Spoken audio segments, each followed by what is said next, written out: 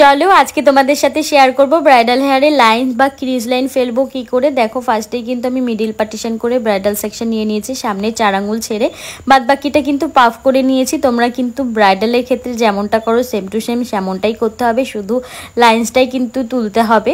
তো দেখো এখানে আমার পাফ হয়ে গেছে, তারপরে সাইড স্প্রে দিয়ে আর এমনি স্প্রে দিয়ে কিন্তু ওটাকে ভালো করে সেট আপ করে নিয়েছি। ব্রাইডালের ক্ষেত্রে বলেছিলাম যে যেরকমভাবে তোমরা সেকশন নাও সেইভাবেই কিন্তু সেকশন নিয়ে দুপাশের পাফটা করতে হবে। দেখো সুন্দর করে পাফ করে নিয়েছি। আর এই যে মেন লাইন বা ক্রিজ লাইন হালকা হাতে কিন্তু তুলতে হবে, যার যতগুলো লাইন্স পড়বে ততটাই সুন্দর লাগবে দেখতে। দেখো এখানে আমার 5 থেকে 6টা হয়েছে, তারপরে কিন্তু স্প্রের সাহায্যে ভালো করে বসিয়ে নিয়েছি। তোমরা চাইলে কাটাও ইউজ করতে পারো, আমার এমনিতেই লাইন্সগুলো প্রমিনেন্ট হয়ে গেছে। তো দেখো কেমন লাগছে অবশ্যই ভিডিওতে জানাবে। আর সামনের দুটো সেকশন কিন্তু ওয়েভ হবে, ওটা কিন্তু নেক্সট ভিডিওতে হবে। আজকের ভিডিওটি কেমন লাগলে অবশ্যই কমেন্ট করে জানাবে। টাটা।